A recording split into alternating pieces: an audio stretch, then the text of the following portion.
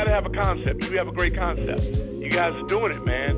And it's an honor for me to just be, you know, a small rock, man, in your mountain.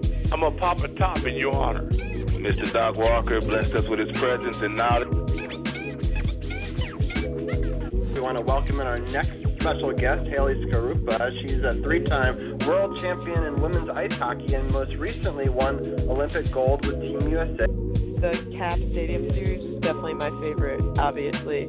I'm a huge Caps fan, I always have been, and to be there at that game with my teammates and for us to bring, you know, our gold medals to there and share it with everyone in this area was really, really special for me, and just the support and it's been tremendous from everyone in this area, and you can feel that there at that game.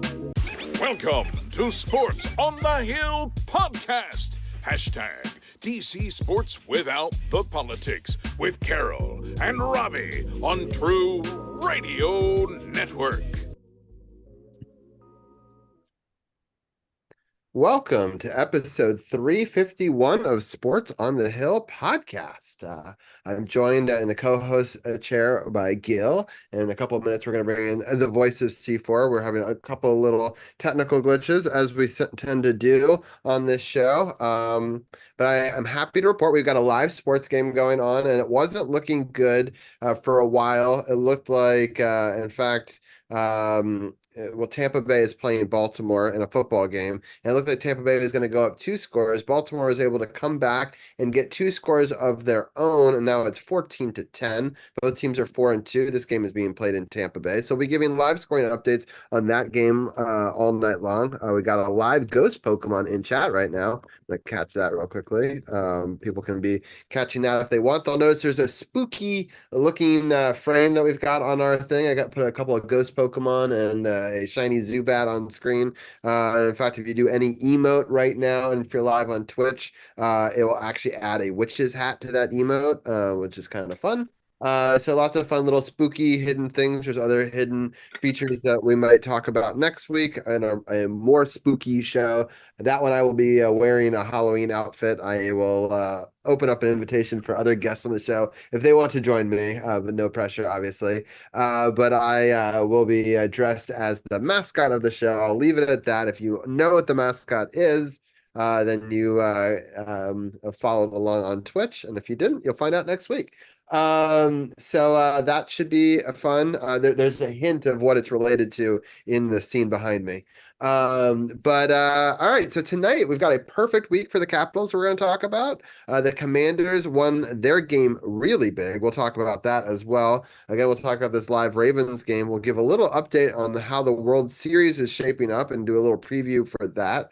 We'll also talk about a couple other different sports, including DC United missing the playoffs by 1 point, losing their last game of the season, just like last season, where if they had won it, it would have been in. This season, all they had to do was tie and be in, and they lost their game 3-0. So we'll talk a little bit more about that and how, unfortunately, they're the odd man out in the MLS playoffs. We'll also talk a little wrestling, a little bit of maybe WNBA news that came out as the championship was just crowned, with some interesting stuff and news around that. Basketball is coming back next week. We may even preview a little bit of that, and we'll also talk about next week's big football game, which originally I was going to go to with Carol. I've switched which game I'm going to go to. I'm going to actually go to the Pittsburgh game in a couple of weeks, and let Carol take his girl to that game next week. They had flexed it, which originally, when it was a 1 o'clock game, it was easier for me. Now it's a 4 o'clock game. It was a little bit more difficult. So hopefully the other game will be a 1 o'clock game, but it could also be flex. So we'll see about that. But anyway, let's talk a little bit of Capitals. We're going to bring in the voice of C4. How are you doing tonight, C4? I'm doing good. Camera doesn't seem to want to cooperate tonight, so you're stuck with just my voice, and which is probably okay because I'm looking a little rough at the moment anyway. So it's all I'm sure you're beautiful. And Yeah. I appreciate just the voice. It actually is a very big throwback because I used to do a call-in show. So now I really feel like we've got a caller on the line, right? There you And go. so you can be our caller on the line. And one of the fun things is you actually set us up well for this show in the sense I believe you went to the first game of last week. I did go to the game against Vegas. Yes, that is awesome. So Gil and I are going to try to do some magic behind the scenes. I'm going to see if I can get this to work. Of course, it worked when we tested it, but we all know how that goes. So let me see here. C4 hasn't actually seen this live yet. It's a new feature that we've got. And I'm going to switch to the 3-up view, and there we go. And so on screen, we actually have the goals. In as they happened in the series. So what I do here behind the scenes, these are all of the goals for the week. And we will go through them and display them and how they were able to develop, and we'll let that play in the background while we talk about it. So the first goal of this game, Gil, Verana, in his first shot as a return to the Capitol, was able to score a goal. So walk us through his first goal back as a Capital. Okay, so it's a turnover by Vegas in their own end, botched recovery behind the net by White Cloud. Mangiapane picks it up. Jake the Snake sneaks into the slot. Bam! Goal. Yes. So you can see here if you're watching live, this is a game simulation that you can now find on NHL.com. So we thought it'd be kind of fun to have that as the background while we discuss it. But C4, how did the place? Did it feel like it was 2018 all over again with us beating the Golden Knights and Jacob Vrana scoring for us? Yeah, it kind of was. I mean, the entire crowd was on their feet. It was like, welcome back to DC. You know, I think he's earned a spot on the team. I mean, he's played well, he's doing well, he's been all over the ice. I mean, that pass from Mangiapane though was just chef's kiss. It was beautiful. And Yeah. I mean, he was in perfect position to get it and knock it in. And I mean, it's almost, he still has a ways to go to be where he was in 2018, but I mean, if he keeps playing like this, he'll get there. He's already got a goal for the veteran minimum, which is pretty good. There's a lot of people that will get paid the veteran minimum this year that won't score goals. So especially That's true. I think he's trying to make a case to stick around, and I hope he does. Yeah, I like the idea he's on a prove it contract this year. So that could be really good. Unfortunately, they tie it up on the power play at 17:49. So they go into the second period with it being tied. But then the next goal is by Tom Wilson. So he now has 2 goals in 2 games. And Gil, why don't you walk us through this power play goal? Okay, so it's a Halloween season. Let's give ourselves a case of the Willies here. All right, so this one, so Strome has it behind the net, and he sees after getting a feed from Ovechkin, who wins the battle in the corner. So Strome, pardon me, cradles it in the trapezoid area, sees Wilson forcing himself in front of the goalie, creating traffic. Already a lot of bodies there, and Wilson drives it home for his second. Oh, Jesus, I'm sorry. Where? I didn't mean for that to happen.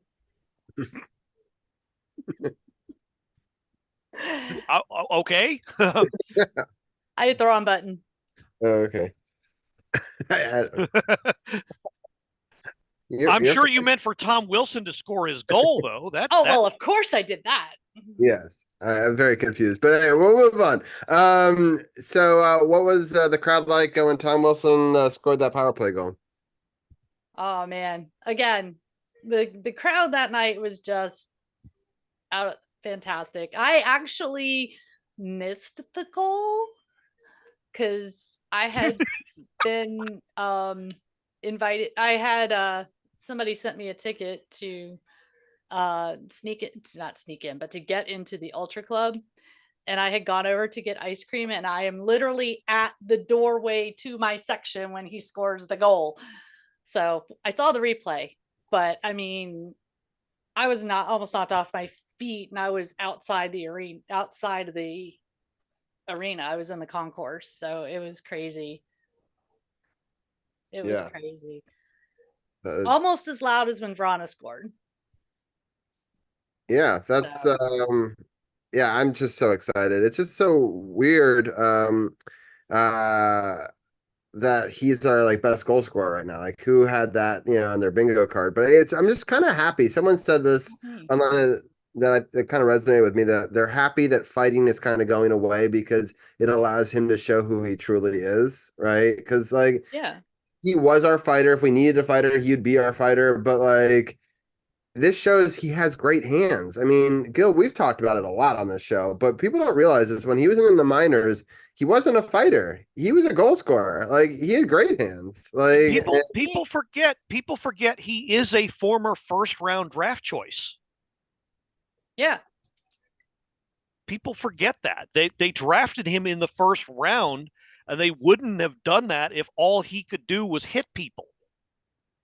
Right. So yeah, people are finally beginning to realize, hey, Tom Wilson can actually play hockey. Maybe we should respect him a little more. yeah. Well, the powers that be are certainly respecting him a lot more because I hear that he is under consideration to represent Canada in the Four Nations tournament. Excellent. Um. Although, no, I'll keep my mouth shut. All right. Well, if you do that, we don't know you're there. All right. The next goal is by Alexei Protas. We'll let Gil walk us through this one. Okay, so this one, so Protas shoots it into the corner. Ovi, again, strong on the boards, really strong on the boards, holds the puck until Protas, can get back into the slot. Look at all those bodies that Ovi is drawing to him, leaving Protas somewhat open. He gets it back when he gets to the slot, fires it home. And if we saw the actual replay, you could see Protas, first thing he does is point at Ovi. And of course, this happens to be Ovi's 700th career assist. Not bad for a guy that just hangs around and just shoots the puck and doesn't do anything else. Yeah. Right. That's crazy. He's been moving around a lot more this year. I think intentionally so. They're playing him on the right wing, so he's still, as you can see, hangs out a lot on the left wing. And here he's on the left side. Yeah. But they line him up on the right to create matchup problems, right? Because basically they're playing two left wings on their team on that line and trying to just like get teams off kilter in some ways, right? And so he can't go down the right. They can switch it. They can do a lot of different stuff off of that formation. But obviously it's working because he's able to set up other people off of it, and then every once in a while people will bounce goals off of him. So that was Ovi's third assist of the season. As Gil mentioned, join the 700 club. There's only been 6 players, right? That have 700 of each. He's now the 6th. Yeah, he's the 6th. Yeah. So that's pretty impressive. And I was joking, you can make even a more amazing stat that he's like one of only 2 people that have had over 850 goals and 700 assists. That being him and the great one. So there's some pretty amazing clubs by having 700 assists. It's not just a goal scorer. And he's proved it there. Let's get into this next goal. Gil, I'll let you. This line's been doing some great work. I'm happy they got rewarded. This one was really fun to watch. So there's a turnover in the neutral zone. Play is started by Chikrin. This was, I think, C4, you said on our show that this one might have been close to being offsides. Now that I'm seeing this, I'm seeing what you were seeing. They just get it onside. So Chikrin gets it over to Dowd. He's got a 2-on-1. Dowd gets it back to Chikrin, who has a really good close-in shot. I was a little surprised by this. Chikrin's known for his blast of a point shot, but he showed some really good hands here, obviously. And ended up actually doing a juggling act here. Yeah, that's the one we kind of batted it in. Yeah. So he was Batman and Nick Dowd was Robin on this one, and yeah. So Yeah. So Yeah, we thought it was Marcus. We were yelling and hollering, and we were watching the replay, thinking, "Oh God, it's going to come back," but nope. yeah, that was really really close. But Dowd looks like he just did drag himself onside Yeah. in time. yeah. And then Jack Eichel gets one back at the end of the second, and that's actually the end of the score. And they're able to hold on to that 4-2 lead through the third period. And I was just very impressed with the defensive effort in the third period. Any other thoughts about being at the game, C4? Well, I tell you what, Eichel got robbed a couple of times. I mean, there were a couple of times Eichel had chances to score pretty much one-on-one. I mean, and Logan Thompson just shut him down. He was shut down. And I don't think, and Stone is another one that was, I think, shut down. He didn't, yeah, because Olofsson scored. But Stone was another one that was shut down. He had, I think, at least one breakaway and got shut down. So it was nice to see the effort that Thompson put in. And I'm telling you, I'm really liking what I'm seeing so far this year with these guys. They're moving more. The power play is not let Ovi stand at the blue line till they get back there and then feed it to him. Ovi's actually moving around. So it's been good to see all that. So hopefully it continues. I agree. I love that they were able to beat them on the faceoff 55-45, winning 30, out of the 55 draws, which is huge for us, especially against a team like Golden Knight, which relies on that possession game. So I think that becomes a very significant factor. I also liked the hits. We out hit them 24-9. And so I think that, especially in the third, took its toll. And block shots was about even. They had 15, we had 13, but we were able to capitalize one on the power play. But just overall, I just thought a really good team game and an impressive result, especially coming out on the fact that the Golden Knights were perfect going into that game.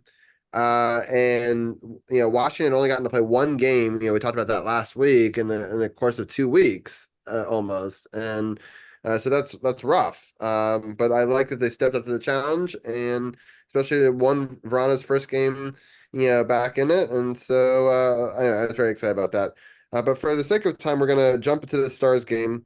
Unfortunately, the Stars capitalize and score first on us. Colin Blackwell shorthanded, which is always a bummer, right? I won't dwell too long on that because Tom Wilson very quickly in the second period did this great goal, his third goal of the season already. Three games, 3 goals, assist by Pierre-Luc Dubois and Connor McMichael. And so Gil, walk us through this. Okay, so Stars try to break out, botched clear by, I think that's Wyatt Johnston. McMichael picks it up, finds Dubois in the middle, who in turn finds Wilson heading towards the net. And before the bodies converge on him, he fires a snapper, and it gets past the goalie. I forget who started for the Stars, but it wasn't Ottinger. I forget who their backup is this year, but who's that? Casey DeSmith. DeSmith, that's right. That's right. And he who played fairly well, I thought. But yeah, hell of a shot again by Wilson. You can tell he's feeling it this year. Mm-hmm. Yes, I really like that line, the Wilson, Dubois, McMichael line. A hell of a line. McMichael looks much more comfortable on wing this year than he's done in the past, and I think that's because Dubois and Wilson are providing the support he needs to do that. The chemistry on that line is just, I love that line. I hope they don't change that line. Yeah, easily their best. Well, maybe not easily, but probably their best line so far. Yeah. So far. Yeah, for sure. I'm happy I finally got the the chat working so I can see chat across all the different platforms. I want to thank everyone for tuning in across both Facebook and on Twitch. And if you have any questions, obviously, about hockey, we'll definitely talk about them live. I know that we're talking football, and we do talk football in just a little bit, about 9:50 Eastern. We'll be talking about that. I'm sorry that your Browns are so terrible, Coffee. But yeah, it was a really good goal to get things going here, and I'm just so happy with his hot start to the season. Let's get to that next goal by Dylan Strome, an assist by John Carlson and Alexi Protas. Gil, why don't you start it with us? Okay, sustained possession in the zone. Strome carries, gets it back to Carlson along the wall, and it's just a great. It amounts to a point shot, really. But again, this is the theme. Just about all of their goals, it's the same. It's almost the same. Look at all that traffic in front of the net. They hardly did this last year. They're doing this more and more. This, more than anything, is the key to their success. Look at Protas in front. I think Ovi's up there too. Look at Ovi in front. Yeah. Squeezing their defenders towards the goal. DeSmith, if he sees it, I'd be very surprised. But yeah, that sneaks in. Great shot by Strome. But again, the key is all that traffic in front of the net. And they're moving. They're not looking for the perfect pass. They're looking for the shot, I've noticed more. Yeah, they're not weak old pond water. Yeah, they're not playing hot potato with the puck as much as they used to, it seems. So far. Yeah, I agree. All right, let's get to this next goal here. And I'll try to see if I can practice like holding it a little bit so we can sort of see. Why don't you walk us through this? Hold it here. Hold it here. Feel like Craig Laughlin. Yeah.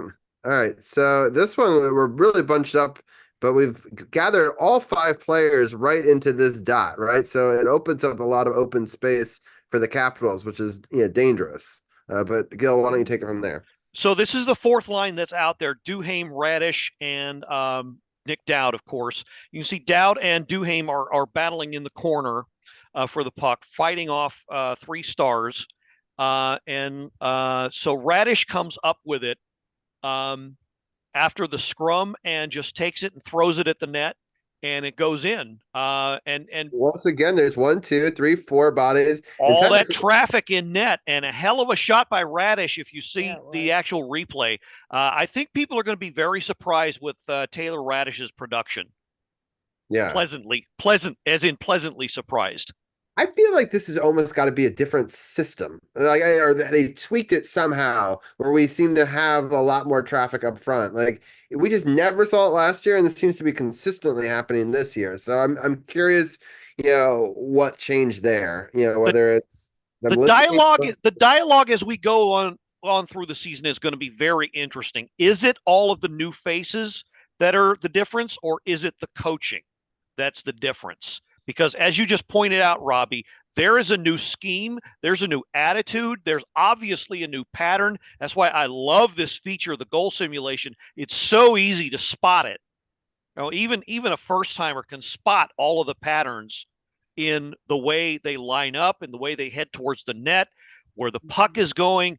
So simplified to track the result of the play before it even happens. Yep. And C4, what are your quick thoughts on the Stars game, and then we'll get into the last game? Again, another fun game to watch. Did make me a little nervous when they scored so early in, and it was a shorthanded goal that made me a little nervous. But the guys didn't let it get them down. They kept playing hard. And the other thing I've noticed is, talk more about this when we get into the next game, is they're not playing that prevent defense as much as they used to, it seems. They're playing more aggressively with the puck to actually, quote unquote, play to win, if you will, as opposed to, we get a lead, let's sit on it. They don't seem to be doing that as much as they have in the past. Yeah, I agree. And we just have terrible luck against Dallas in general. I'm always really nervous about games. I've gone to like 3 or 4 of them, and I don't think we've won a Excuse single me. one of them. So I kind of just stopped doing that. And so I'm always happy to see us get a win against Dallas here. And I do want to say that Baltimore goes into halftime up 17-10 with how that first half started for them. They should be very happy with. So we'll definitely be monitoring that some more as the night goes on. And welcome into Dream and Truth, and welcome to Bold Contrast, and everyone for watching with us. Nick Neagle, lots of friends over on Twitch. I really appreciate you guys all tuning in. And so with that, we're going to go into the last game, and it didn't take Tom Wilson very long to get his first goal of this game. Um, what was your thoughts on this Tom Wilson goal, which was much needed after they took a very early lead? I kind of thought that it was 2 goals that was scored by this line that Dubois should have had a point. As you can see here, Dubois carries the play, pushes the puck. Connor McMichael picks it up on the wing and then finds Wilson. Where is he? In front of the net, of course. So they only gave the assist to McMichael, but I kind of thought Dubois deserves something here. Again, this line, I don't know if you can call this the first line or what. It really doesn't matter. The 2 lines, these 6 guys are doing awesome job. Whether no matter who gets the minutes, great goal, great play by all 3 forwards here. Yeah, so far, this is my favorite line this year. And it has nothing to do with Wilson being on the line. It's just simply the way they play and the way they connect together. Yeah, for sure. I'm so excited because the Devils, at this point, this is their 8th game, and this is our 4th game. I don't want to keep on harping on this, but the last time we played it was their 4th game, and it was our first game. So, like, yeah, they've basically played twice as many games to get ready for it as we have. So it's important that we get one back, especially against a team that will, I think, do very well in this division based on early, results. Next goal was by Connor McMichael, which actually gave us a lead in this game. And this one was from Tom Wilson, his first assist, and then Jacob Chitrin, his first assist of the season. So walk us through this, Gil. Chikrin with the point shot here, as you can see, and that Markstrom makes the stop initially.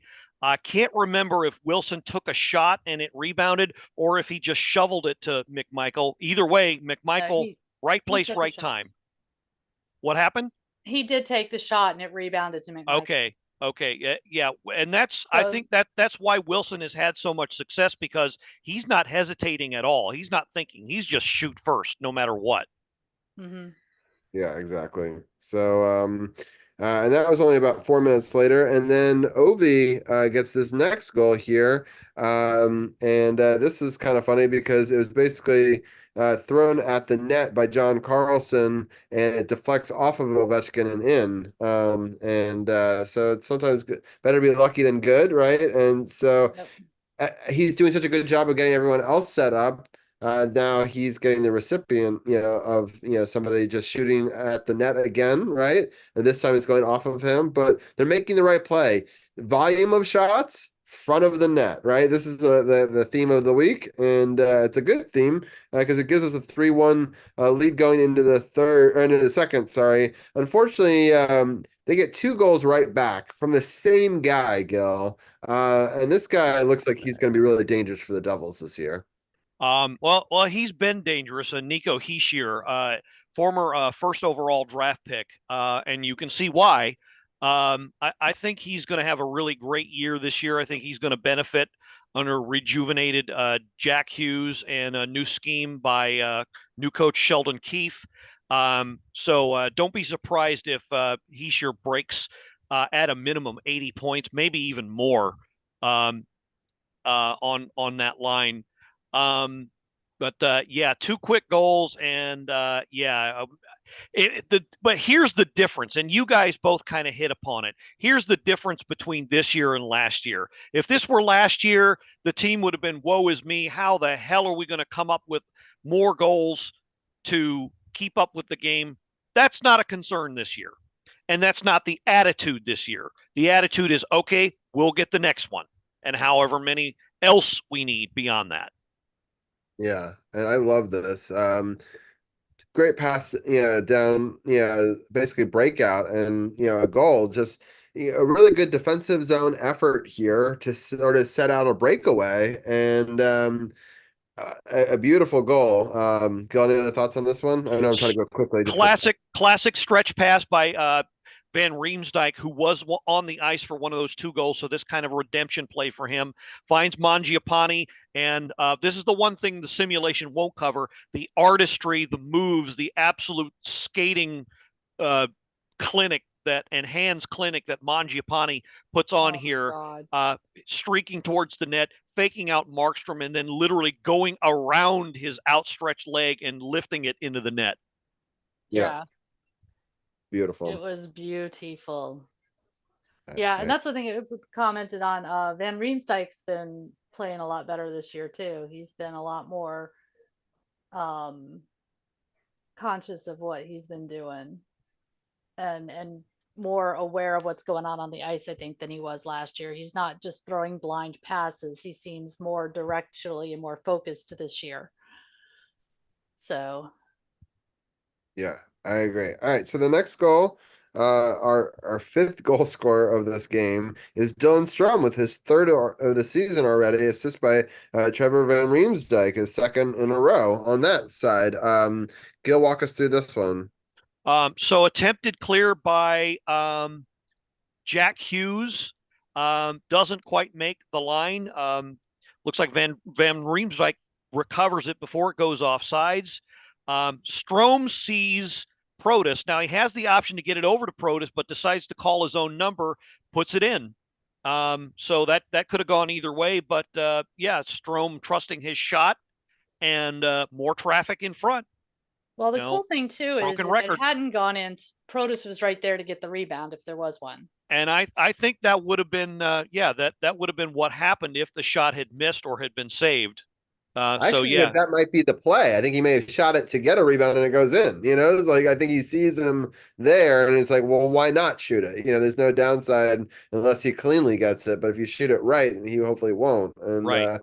So great play. As you were talking about, traffic up front and just cutting in and finding a seam, right? It's like almost exactly. like a seam in football, and just making your way down that line. So unfortunately, those goals, that 5-3 didn't hold. It went into the 3rd, up 2.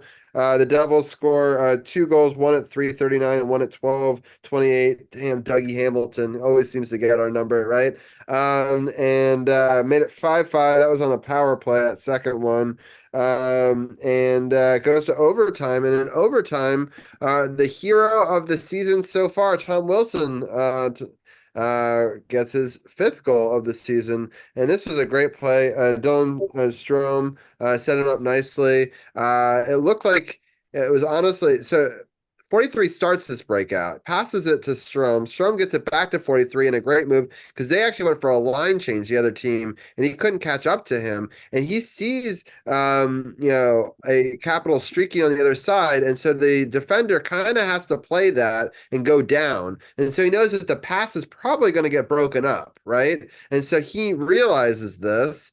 And instead of making the pass that may not have worked, right, and gotten a poke check and then going the other way, right, you just shoot it yourself. See what happens. And off the post and in is what happened. And they won it.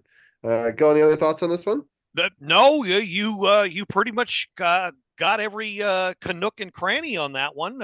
It was a botched line change. Hughes came on too late for Heischer. Wilson took the opening. And streaked in. Siegenthaler had no choice but to play the pass. And so Tom Wilson saw the space and just rifled it in. Yeah. And damage. that goes back to what I was saying earlier. There's a lot more of a shoot first mentality with this team this year, as opposed to playing hot potato and looking for the perfect shot and the perfect pass. So good things happen when you shoot the puck and you get in front of the net and you screen people and play havoc with the goalie. Yep. So I agree. Hope it- I'm gonna hope just it quickly talk about the upcoming games this week because I already see that our next guest is on the line. And so we're gonna go to football talk in about 3 minutes here. But just we're gonna play a double dip at Philly. We're at Philly and then Philly's at home Tuesday, Wednesday. So it's the classic back to back home and home. The first game's at 6 o'clock on Tuesday, which is an early game in Philly. I'm interested, but why that might be, but who Well, knows? it's because ESPN flexed it. That's why. Oh, It's a And I think- nationally televised game. They flexed why it. is the national game earlier? I have no idea, but that whatever ESPN wants, they're going to get because Right. they're paying the money. So, But this game is also on Monumental. I will point that out. It's not an ESPN Plus only game. So according to the app at least. So, hopefully that's true. Oh wait, no, now it says it's only ESPN. Before it said it was both. I don't know. That's weird. Okay, so these are two nationally televised games. Then I guess that it's only on ESPN, but it's on ESPN, not only ESPN Plus. So you can get it on the regular one on Tuesday. And they're doing a thing where they have all 32 teams playing on Tuesday. Frozen Frenzy. Frozen Friends. That's what they're calling it. Yeah. Oh my God. And then on Wednesday the game is on TNT actually, or True TV or Max, I guess. And so that game that's the home one that's 7:30. And then on Saturday we're at Tampa Bay. That's a 7 o'clock start time. That one is on Monumental Sports Network or ESPN Plus. Tampa Bay is another team that hasn't played very many games yet, so they're more evenly matched in that sense.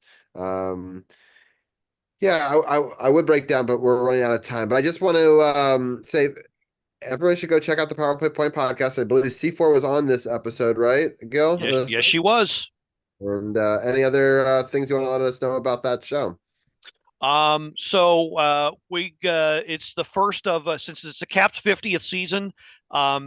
Doing something a little bit different this year. Going to do some stories of young blue liner witnessing games as a young fan. So the first of those stories, and C4 also has an interesting story about a game she attended quite some time ago. Not to date ourselves.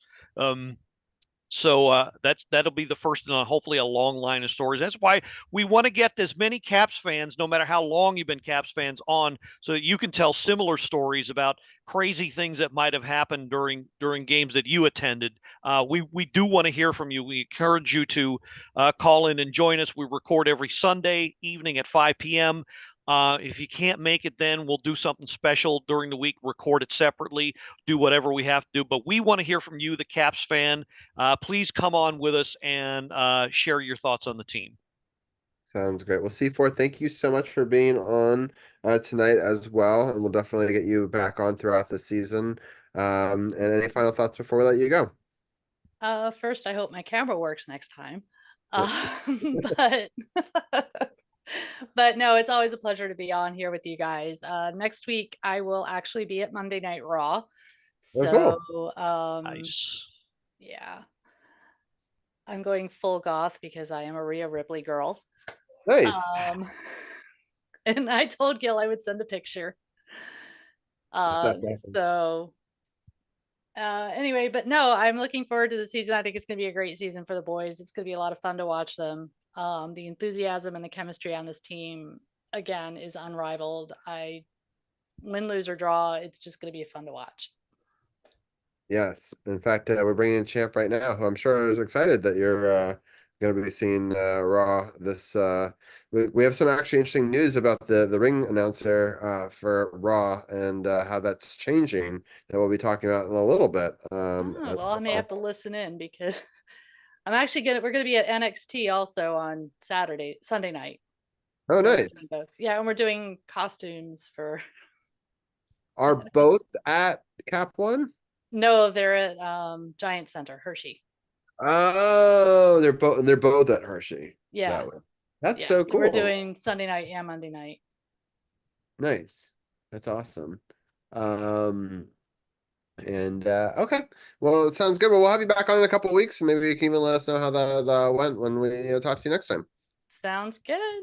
All right, have a Thanks good for one. having me. You too. Bye.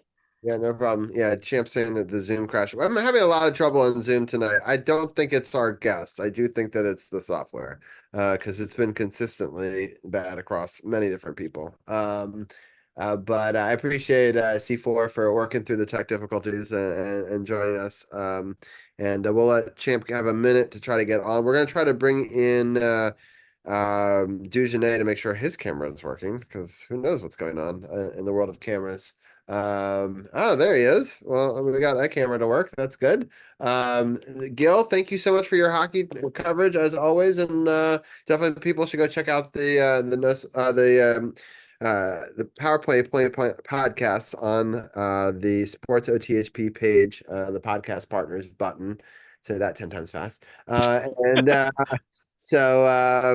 we got Champion now with us as well. So, but Gil, thank you so much. Hopefully, we'll have a good week, and we'll talk to you soon. Always a pleasure being here. Great to see everybody getting the Halloween spirit. Pikachu becoming a peekaboo, and the disembodied voice that was C4. So, very scary episode. But thanks for hanging in with us, Robbie. God, I missed you, Gil. I swear I missed you. God bless you, champ. All right. All right, with that, we're going to switch gears to some NFL talk, and then we'll also talk a little bit of wrestling before we get Dugenet out of here as well, because there's a lot of news coming out of that as well. But Dugenet, how are you doing? Doing good, man. How about yourself? Yeah, this game has been really interesting. This Ravens game that I have on in the background, I don't know if you saw the beginning of it, but it was looking pretty terrible for the Ravens early. But they've fought through a lot of adversity and come back, and they're playing pretty well in this game, although they have an illegal man downfield, which is unfortunate. But what are your thoughts on this first half so far in the Ravens game? It's a little bit what I expected, covering the NFC South. This is what the Bucs do. Unfortunately, though, as we've seen throughout the season, they have some inconsistencies. Baker is known to turn the ball over at least once. And it seems that they have a very difficult time of rinsing and repeating what they do. They can be hot at times, and then they can be just completely discombobulated, like we saw in the Denver Broncos game. So this is going about how I expected. The Ravens defense has a tendency to struggle a little bit, with certain issues with passing game and all of that. So I'm not surprised about how this is going. But I think in the end, when you have a big running back like Derrick Henry, he's gonna wear them down eventually. Yeah, there's just a really bad intentional grounding, because he just I don't know why he did that. Yeah, he just basically just take the sack at that point. I don't know. That's they're always gonna call that. So right.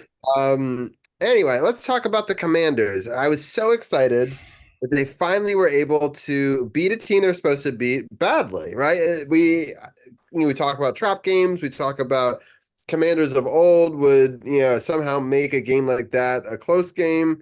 I thought that they really put the hurt on early on in that game with some of the interception, just really on both sides of the football, really taking command early, right? And never relenting that. And I love that, because how many times last year, the year before, did we talk about not stomping and crushing the windpipe? We let teams come back, right? And we didn't see any of that this week.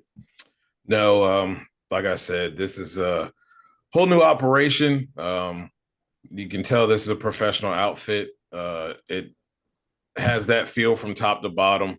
And this team was prepared, unlike, previous, where they would come into games like this and clearly not be prepared, be overwhelmed, and be outmatched by a team that they are legitimately better than. So, there's a lot of talk about, teams beating teams that aren't that good. But you know what? When you beat them and take them out to the alley and give them a back alley ass whooping, that's what you're supposed to do. And you give them that ass whooping and you move on. Yep. Troy Evans on Facebook was letting us know that he thinks that the Ravens are looking pretty good. And he was also saying that Mike Evans is done for the game. He is. I didn't. What happened to him? I didn't. He had a hamstring coming into this thing, and on the it was a play. He was going basically a go route. Didn't come down with the catch. It was a good throw and a good attempt. And when he got tackled there, he clearly pulled that thing again, and it was pretty bad. Like he was kind of rolling around on the ground there, so it was definitely giving him some pain there. So I expect him to be out a couple weeks. Yeah, that's too bad because obviously I'm rooting for the Ravens, but he is a legend with the Aggies, right? So yeah. I rooted very hard for in college, and is one of my favorite non-Commanders Ravens players, right, in the league. Right. And that's unfortunate for sure. He also mentioned that hopes JD5 is better for the Bears this week. I think that they will sit him for this week. I don't. You think they're going to play him? Look, man, this is all a strategy. This ain't your Washington Commanders. I'll say that. Yeah, this is all a strategy. And if the only way he will be held out is if the team decides to hold him out. If there's a big issue, man, you don't come out and you don't lift your arm and wave at the crowd like that. And you're definitely not smiling. He looks very comfortable on the sidelines. Sure, he's probably sore today, but not sore enough to not play on Sunday. These guys have some of the best, care in the business. So he's a tough guy, and I expect him. I think this is all a ruse. This is something that, we're not used to that here. Everybody tells everything and runs their mouth and leaking things. This is all a strategy, and I think it's a great strategy because when you have a guy, Marcus Mariota, that played so well, those of you who threw shade at him, you apologize. They can go ahead and say, hey, we'll make them prepare for both. I mean, the smart play was to let him sit out, even if it wasn't a serious injury. They were already up big. Why does he need to keep playing? Nah, exactly. That's the point. I had no problem with that. The game was in hand. Mariota was doing an excellent job. The offense was running efficiently. No use in putting him back out there in a game that's out of hand. Save him for a game that matters. And, against the Bears, it will matter. So I expect him to be fine. Mama said he's fine. I say he's fine too. Yeah, I guess my only thought was I think he's probably fine too. Is it only takes about 2 weeks to heal it, right? So why chance re-injuring it if you think you can maybe beat the Bears and Mariota without him? I don't know. But it's not broken, so there's nothing to worry about. People get bruised up all the time. They'll put a flak jacket on it, and they'll probably give him a little something if there's a little pain there. But they'll put a flak jacket on it, and he'll be fine. Yeah, like I said, team decision if he gets held out. Yep. I want to thank Bold Contrast for stopping by. I appreciate you tuning in. And thank you, everyone. Thank you, Troy, for all the comments on there. And I agree. I like the mystery around this and to see what we do. I think that would be something that's a little different than what we're used to seeing. I do want to get Champ's real quick thoughts on this past week as well. What were your thoughts on being able to beat the living hell out of Carolina? When we got that pick six early in the first quarter, something in me said, this is about to be an ass whooping. And sure enough, it was a grade A Michelin star restaurant quality ass whooping. Yeah. Point blank, period. It's what this team hasn't been able to do in decades. They have a team come into their house that they know they can beat. And not only did they beat them, as Jacob Fatu said in MLW, and then Jay Uso said to Braun Breaker a few weeks ago, they dog walk their asses. And that's what they were supposed to do, and that's what they did.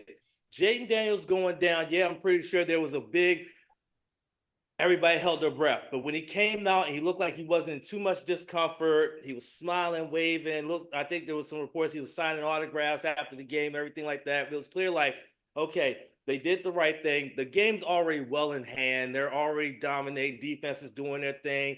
Red Rifle came in there and looked like a not the Red Rifle, but the red BB gun. And they just went out there and did their thing. Marcus Mariota's been in the league long enough that he knows how to come into a game and do what he needs to do to keep the momentum going.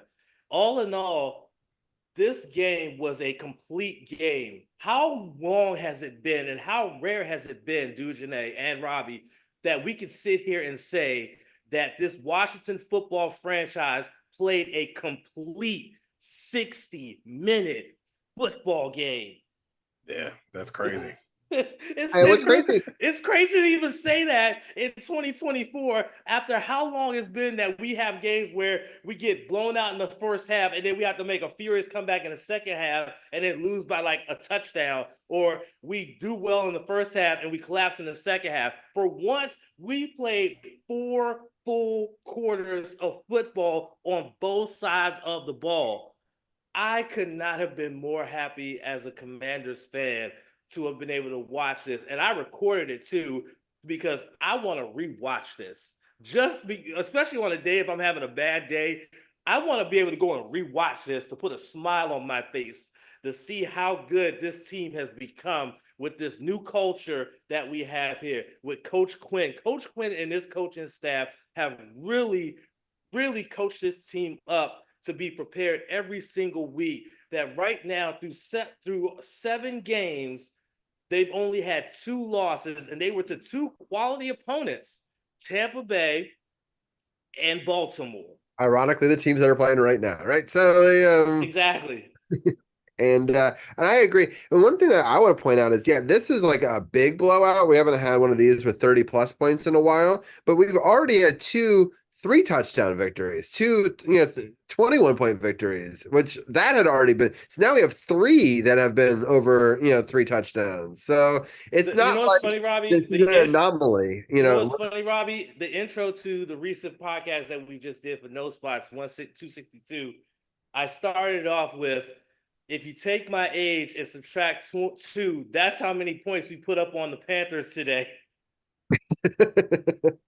Yeah, it's remarkable, but we've been able to put up. I just want to put these out there. We only put up 20 against Tampa Bay, but they have a pretty good defense. But 21 against the Giants, their defense that day was pretty good. But then 38, 42, 34, only put up 23 against Baltimore, but another great defense, and now 40 versus Carolina. I mean, that is the highest scoring Commanders football team, Redskins team in decades, right? 91 probably.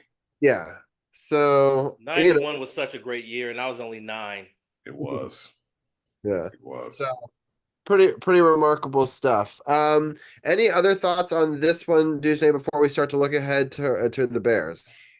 I think Cliff Kingsbury deserves a lot of credit for what he's doing and what he's putting together, game in and game out. A lot of people were skeptical, even critical.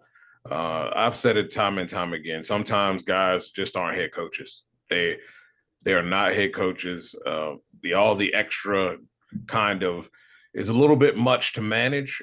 And when they're in a situation where they're just a play caller, they do a better job. And you're seeing that. And it's clear that the offense doesn't change, whether it's Jaden or whether it's Marcus. And that's really good to see. I would say the rough first drive for Marcus was simply not having time with the guys during practice, and timing was off. It was clear the timing was off. His intentions were well, just the timing was off. And once they were able to settle down, get the run game going, and then get on the same page, you saw what happened after that. So just a shout out to those guys and what they do coaching wise. It's really been remarkable to see, and to think that the 2012 team, this team isn't as talented as that 2012 team, especially on defense. And I think uh, Jonathan Allen being out is probably a blessing in disguise. I think the defensive front played better, kind of had some lanes. They were getting push, allowing, guys like, Frankie Louvu and Dante Fowler and others to be able to, wreak havoc. So I think we're starting to see an upward trend with the way things are going here. You see the defense really starting to click up front. And as long as you have that happening, the stuff on the backside won't matter. Your corners on the backside won't matter at all because they're not having to cover for as long a period of time. And that's really what the issue has been earlier in the season with some of the better teams just covering too long, and eventually somebody's going to get open. So, it's just really nice to see the progression week to week. And it was really nice to see them come out and throttle somebody that they should throttle and not play down to them or get blowed out by them. Hence the Bears. Little scoring update here. The Tampa Bay was driving. They got all the way to the 37-yard line of Baltimore, right? They tried a 55-yard field goal, and it doinked, as Tim just messaged me. So that they have then had a Derrick Henry rush for 8 yards, and they're setting themselves up now on the other side of the field in Tampa Bay's side, and Derrick Henry there with a run for about 5 yards there, setting up third down, but there's a flag on the play for that one. It's been good for the Ravens. It'll be interesting to see if they can hold on here and continue. It's a holding. Oh, it's holding on the Ravens.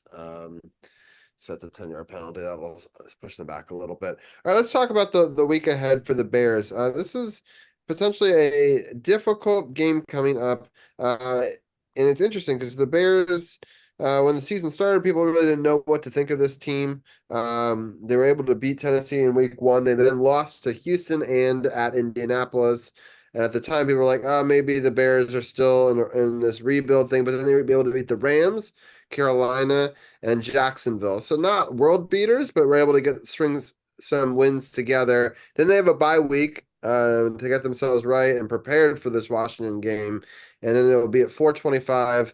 It was a flex game. So again, I'm not going to be at that game. I switched to going to the Pittsburgh game, but Carroll will be at the game. And if you want to see it, he's been doing some great stuff on over on Instagram and on his Facebook about pictures and video. And I guess that's the one thing we didn't really talk about in this game was obviously the celebration for Darryl Green, and one of the greatest to ever play the game. I'm happy that we were able to put his number up. I'm happy in a homecoming-like game where we celebrate a player, we were actually able to win the game. There's been too many of those where we go and try to celebrate at halftime and say that this is the team we should beat up on and then somehow fall flat. So I was really happy to see that we could win it for him. We actually almost scored 28-0 at halftime. Someone was saying that we should have gone for 2 just to make it 28-0 at halftime just for the ceremony. But in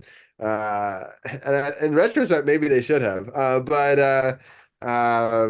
So I was happy to see it. But anyway, they have a bye week coming into playing us. Are you worried at all, Dugenais, or what are your thoughts on this one? No, I'm really not concerned. You got their overall passing efficiency on offense. They're 21st in the league. They're 24th in overall rushing efficiency. There's a lot to like about this team overall. When you look at the players that they have, and they've had some good weeks, some weeks where Caleb Williams got into a rhythm and was able to make some plays. You got DeAndre Swift, who I believe they're Still not using him the way that I expected. He is a threat. DJ Moore is a threat. Roman Adooms is a threat, but you got to be able to get him the ball. And against subpar teams, they were able to get it together eventually. This team offensively is at the top with offensive efficiency, the things we just said, 1-1, and in passer rating 8. Nobody gives a crap about passer rating. Completion percentage is way more important. So I don't see this being a game that they are outmatched or that the Bears are better than them. I'll say that. And it being at home, that's real nice for them. I think I'm happy that home field is starting to make a difference. The coach has referenced it and stuff like that, where for many years, we would get overrun in our own stadium, and it was packed. Yeah, and it's good to see, that aspect of it coming back for team, and I think that's a sign, and they want to keep the undefeated at home win streak going, right? Right. The one thing I was thinking is their quarterback has been snubbed a couple of times for Rookie of the Week, and I know that he wants to try to probably outduel him, 1 versus 2 in the draft. And so, we'll watch out for that. For me, it's keeping the game clean, right? If we continue the play, which we have all season long, of winning the turnover battle, forcing them into what their coach said, our goal is 2 turnovers, and for us to have 1 or less in the game, we'll win. If we start gifting them, extra possessions, I think that's when it could start to get a little bit more difficult for the Commanders. So for me, just play clean, just play smart football, get points where you can do it. Don't, try to play within yourself and it'll come to you, but don't just try to overthink it, overcommit, overdo kind of thing. Yeah. I think it's pretty simple. Caleb, is a really good thrower. But I mean, you see some of the games that he the attempts that he had, they've kept him pretty much in a 20 range. Against the Colts, it was he threw it 52 times, Tennessee 37 times. I don't really want to see the guy throwing it that many times. I don't want to see a young quarterback throwing it that many times. It usually doesn't turn out well, but that's what they need to do. Make it one-dimensional. I think it's going to make it easy on yourself if you can slow down the run like you did with Carolina, who I believe's running game is in Hubert was very formidable. I mean, he's not a slacker. He's not a guy that's just a pushover. And he showed that at times. So if they can limit the run game and force it into a passing situation, we know that Caleb has given it up.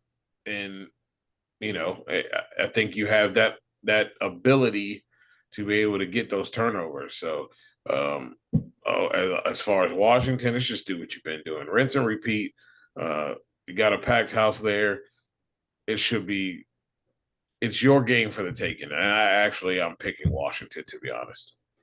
Yeah, for sure. I want to say that after that 10-yard penalty, the next play was a 49-yard touchdown pass. Probably Lamar Jackson there, with the extra point being good. They are now up 27-10. So that's what I reacted to earlier when I was like, ooh, when he had that touchdown pass, I was like, no way did he just get that wide open. He just absolutely left dude in the dust. Right. On the 2nd and 17. So they kind of have to play back a little bit. And so he misplayed it. And the Ravens are starting to come away with it a little bit here. So we'll see if they can hold him here on this drive. I think it's starting to look pretty good for the Ravens in this game. Good for the Falcons too. They definitely want to keep pace with the Buccaneers. Right, for sure. The Falcons have been an interesting team. There was a lot of really interesting games this week across Pick'em, and I'm falling apart so bad this year. I'm not doing so hot. I'm also not picking the Commanders because I'm superstitious, and so I know if I don't pick the time I pick the Commanders, they're going to lose. So I'm just going to continue to concede the point every week. So that's a rough place to be, and when you're coming from behind. But worth it. I'm fine being last place if we could make the playoffs this year, right? So like, our free pick 'em doesn't matter that much to me. Dujane, you've been doing some great shows. I'm happy to see that you got your power back and you're able to do shows again. I know that it's been a tough time down there. I'm happy to see Yeah. that you're doing well. I want to give a shout out real quickly. Last week, you actually had Champ and Sith on in a great wrestling podcast. So you can catch that on all of your VODs on whether YouTube or you're on Facebook or on Twitch. Let people know what you're doing this week. Well, this week it'll be a little bit of NFL. We're going to talk with our guy Sergio Rodriguez from the Sergio Rodriguez Show. And in the second half, we'll talk about some NHRA. We'll talk about the race prior there in Dallas a little bit and kind of dabble in what we're seeing here from some of the top runners that could be potentially crowned champion. We're also putting a lot of stuff. I cover the NFC South. You can find all that work at sportsjourney.com. We're shaking and moving here. It's a lot of stuff going on between myself and the Sports Journey crew. Also, we have our Burgundy and Gold live show that we do. So catch that. It's after every game, post-game live show right after every game. It will be available for you guys to listen to. And if you follow me on social media at NotBlame21, you'll be able to find that really easy. Yeah, no, and I just did the command in chat, and I'll even do a shout out command as well. So if you're in chat, you can just click the little heart button, and you can follow him on Twitch as well. And what's cool, he's got an integrated setup like I do, so all of the chat, no matter which platform you're on, will go to him and get answer questions. And yeah, so it's a great program over there. I love that we've been doing this now for at least 6 years, if not longer. And so I've always loved your insight and coming on this show and giving us sort of an outsider's perspective. And I wanted to make a big announcement on this show. Two things. One big announcement, and then I want to get your quick thoughts on the wrestling, and then I'll let you go. And the one announcement is a good friend of both of ours, Candy Waller, is going to be on the show in a couple weeks. I know you're a big fan of hers, and been a part of her podcast network. So I'm super excited to have her on. She'll be recapping the New York game with us, as well as previewing the Pittsburgh game that I'll be going to with CP3.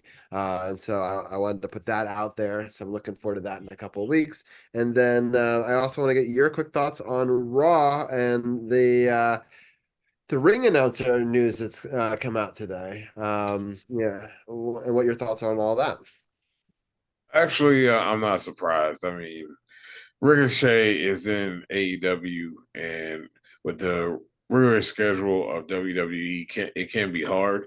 And the schedule is a little bit better over there in AEW, so I kind of expected eventually that she would follow. It'll be good for AEW for sure. I think they could use a really solid ring announcer, and I think it'll probably be on Collision. So. Yeah, I'm looking forward to it though. I also heard that it was going to be, God dang it, there is a former ring announcer for WWE that Lillian is returning. Garcia is that's confirmed. what I was getting ready to say. Yep, Lillian Garcia is confirmed. So, I watched not Raw. bad. She's confirmed. Not bad. She's that's a good trade-off for them. They're not losing a lot, but AEW is gaining something I think that will be real special for them. And, the AEW program continues to grow. So that's pretty cool.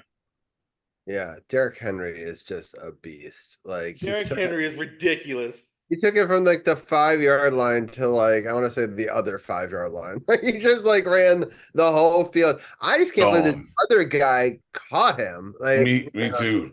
Yeah. Yeah. I'm not that far off. It was from the 5 to the 11, the size of that is how a man Insane. that large can run that fast is beyond me. Like, what are you gonna do? I mean, literally, he falls forward, and he just did for 3 yards, easy. So if he starts getting 3 yards and falls forward for 3, that's 6 almost every time. It's just remarkable to watch his dominance over the years. Yeah, it's Glad I wild. got him on one of my fantasy teams. Good grief. Yes, that's a good idea. All right, well, Dujane, thank you. So I'll let you watch the rest of this game, and we really appreciate you joining us and being a part of this show for all these different seasons. We were celebrating last week 350, and you've been a part of a lot of those, and so I really appreciate you. And yeah, any final things before I let you go? No, man, just keep enjoying the season. It's going to be a blast. It's been so unpredictable, like you said, with the pick 'em and all. The teams you think should win, it doesn't seem to happen that way. So it's been fun, man. And Commanders fans, get your popcorn ready and settle in. Enjoy it. It's Yeah, going to be a fun ride. sounds good. Well, Dujane, thank you again as always, and we'll talk to you soon. All right, brother. Thank you. Peace, DJ. By the All way, Robbie, that run by Derrick Henry was 81 yards. Wow. Yeah. It's nuts. And unfortunately, they're not seemingly able to get into the end zone here. It's 4th and 3. And I think going for it. What is no, right? They're gotta kick. They're going for it. That's wild.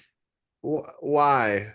I guess I mean the other team gets the ball in the 3. Who cares? But that's pretty ridiculous. They can get a first down at the 1 yard line, toss up in the air, touchdown. Oh, I was Another Lamar Jackson touchdown? yes. Hold on, I haven't gotten it yet. Oh, okay. But he's on my other fantasy team, so let me see. Yeah. Jesus, he's so wide open. You got come on, Tampa Bay. Lamar making it look so easy. Just as easy as I just made it look against Kansas City and they that throwing motion is so like everything they tell you not to do, like throw across your body at a crazy angle like that and on a dime right to him, right? And it's that's crazy. Yeah, but 34 meanwhile, while we were sitting here talking Commanders, I decided to do another superstar franchise mode as a wide receiver, and I got drafted to the Pittsburgh Steelers. We just won the AFC Championship. I had 20 catches for 313 yards and 5 touchdowns. I'm gonna ask Tim right now if he wants to come on and gloat. I know that he doesn't usually want to come on when his team is winning, but it's if they lose this game, that will be like one of the biggest collapses in NFL history. I don't see that happening. Yeah, no, that is there. But you never can never. You can never say never, but never. Remember, back in January of 1993, everybody thought that Buffalo was left for dead against Houston at home, and then Jim Kelly went down. And they end up coming back and winning that divisional playoff game. So never say never. I remember watching that game. I was 10 watching that game and was amazed at how Buffalo was down 38-3 at the half, 35-3 at the half, and won 38-35. Yeah, all right. He's at his family's place, which is it's totally fine. But yeah, it's been going pretty well. Let's do like a rapid fire, talk about a couple other sports real quickly. I did want to mention with DC United. All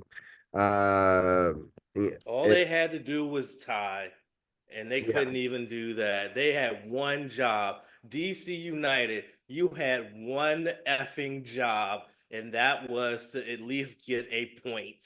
And not only did you not get a point, you got shut out to end your season. Jesus Christ. And I get the other team's jockeying for positioning too. It's not like they had nothing to play for, unfortunately, but it's just really disappointing because it's 2 seasons in a row they find themselves in the 10th spot, right outside of it, which in my mind is the worst place to be because you can't blow up that team, right? They were so close, but you can't, and the Cowboys were in that spot for a bunch of years. Remember, there was like 3 or 4 years in a row they were like 8-8 or whatever, like right at that middling, 500. It's a tough spot to be in, and he almost picked that. But yeah, It's just very frustrating. I don't really know if there's a whole lot more I can talk about it, but just it just pains me that, and I get it. They're, maybe they play in the playing game, maybe they win that, then you got to play the top seeded team. So it's a really tough road, but just give yourself a shot, And it's Exactly. just, especially the two previous weeks to that, to win both those games, to give themselves the shot. It was just kind of frustrating. Like, It's very frustrating to know that you got so close, but just couldn't do what needed to be done in order to get to that next level. So you got, just gotta just pick your feet, pick your head back up, get ready for next season, and hopefully have a better go at it. I mean, you got the building blocks. You've managed to get close to the playoffs 2 years in a row. So eventually, what's the old saying? Third time's the charm. And I think maybe next season they make it to at least make it to the playing game, if not the playoffs, and maybe do something special next year. We'll have to see what happens. But as you said earlier, they shouldn't blow up this team when this team clearly is in a position where they can compete. So keep this team the way they are and make some adjustments. And hopefully next season we're talking about them in the MLS playoffs and not us sitting here talking about what could have been, as Baker Mayfield got called for a face mask on the scramble that would have been a first down. Now it's third and long. so, and I gotta give a shout out to Atlanta United. They were kind of out of it too. Both of those, DC United and Atlanta United, both were out of it with 3 games left. And United fought. Atlanta beat two good teams, the Red Bulls and Orlando City SC. That second one was in Orlando City. They won both those games by a score of 2-1. Scrappy, and they deserve that last spot. So it'll be interesting to see. They'll play Montreal in that play-in game. And the final standings in the East was Miami is in first. They just dominated this season with 22 wins and 8 ties and only 4 losses with 74 points. And then the next highest team is Columbus with 66. FC Cincinnati with 59. Then Orlando, Charlotte, New York City FC. And then the Red Bulls, Montreal, Atlanta United. We're just out of it. And then behind us was Toronto, 3 points back. Also, Philly was 3 points back. Nashville, 4 points back of us, and the Revolution was at 31 points, and Chicago was pretty terrible this season. They only had 30 standings points. We had 40, just to give you a sense. And to make the playoffs, all you needed was 40, but we didn't have that tiebreaker. So it goes back to that game against them in middle of July where they beat us 1-0, right? So you win that game or even tie that game, and you have a shot at this season. So Absolutely. anyway, that's probably the last MLS update we'll be doing this season. We might let you know who the champions are, which is exactly what we're going to do in women's basketball. So the final was in that yesterday, and the Liberty won in overtime 67-62. An impressive game for the Liberty. And one interesting stat was one of the players on the Liberty went 1 for 19, and they were able to absorb that and still get a victory, which is rare, champ, that anybody could shoot that badly and you could still get a W. Anybody who watched this season of the WNBA is probably sitting here and filing this championship for the New York Liberty in the no shit Sherlock file, because they only lost 8 times in the regular season. They dominated the regular season. So I think it's of no surprise that they are in this position where they win the entire freaking thing. They absolutely played phenomenally this entire season. I really wish it would have been the Mystics that would have been in this situation, but hopefully next season, I'm praying to every religious entity that exists in the world and in the universe that Elena Della Don decides, I want to come back and play, and she comes back to the Mystics and the Mystics return to form. I that's what I'm hoping and praying for, because I think that's going to be the spark that this team's going to be needing if they're going to make it back to the WNBA playoffs next season. So please, Elena Delle Donne, I don't know if you'll listen to this podcast, but if you do, please, if you got the passion coming back in you, please come back to DC. Come back, lead this team. They need you more than ever. So I have to admit that I haven't followed. Was she injured or what was her She why? she she had been dealing with a back injury for the longest time. I think she decided to like take like a leave of absence from basketball. She didn't say how long she was going to be gone, and I think this was in either 20. I think it was in 2023, and so that's why she wasn't playing this past season. But I'm hoping that next season she may be fully healed up, maybe gets that passion back and wants to come back and get another championship, since she did manage to lead the team to a championship before. Hopefully she comes back, but we don't. Who knows? Yeah, we just got an update in our Pokemon game that now Pokemon will be showing up in costumes. I don't even know how that works, but that's the bot was just saying that, so that's wild. But things are updating without me even knowing. It's always interesting. And the scoreboard just let us know the Ravens lead the Buccaneers 34-10 going into the fourth quarter there. So Meanwhile, the Cardinals and Chargers game looks like a boring game. yeah, I honestly you can't even get it on regular cable, it seems. I think it's only on ESPN Plus, and I'm lazy and don't want to switch channels on my ESPN Plus right now. It's But not worth it to score 7-6. yeah, exactly. And it's the start of the third quarter. And yeah, because if it was any good, Scorebot would be letting us know, but they've only given us 3 scoring updates the entire game. So and thank you for the lurk. I appreciate it. And welcome on in to stream, Mama Mo. And yeah, so we're just wrapping up. We're just talking a couple of different sports here to end the show. We've talked a little bit about soccer. We've talked a little bit about hockey and some football. That leaves us with baseball as the last thing to kind of cover here. We'll also just give a quick little update on Damn Yankees. the NBA because it's about to start. But before we do that, let's talk about the fact that the Dodgers beat the Mets in the NLCS yesterday, 10-5, and they are on their way to the World Series, and they will be playing against the Yankees, who beat the Guardians 5-2 the day before. So it'll be a coast to coast World Series, Yankees versus Dodgers.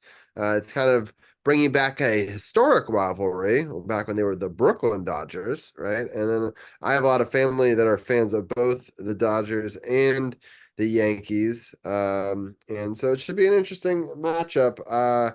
You've got some of the best talent in the league, being showcased here. And it'll be interesting to see how it goes. I don't know if you're gonna follow it at all, but I do have a message for a member of the Dodgers team.